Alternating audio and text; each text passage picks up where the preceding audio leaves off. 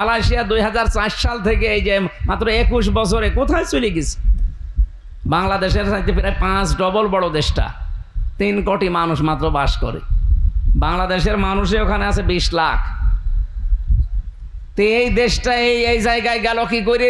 একটাই মাত্র কারণ, আমি যা পেয়েছি, আইনের শাসন আছে আর দুর্নীতি নেই। তারা আপনাদের মতো টাকা পাচার করে নাই। এ বাংলাদেশও দাঁড়িয়ে যেত 54 বছর লাগতো না। বাংলাদেশ 5 বছরে দাঁড়িয়ে যায় যদি শুধু টাকা পাচার বন্ধ হয়।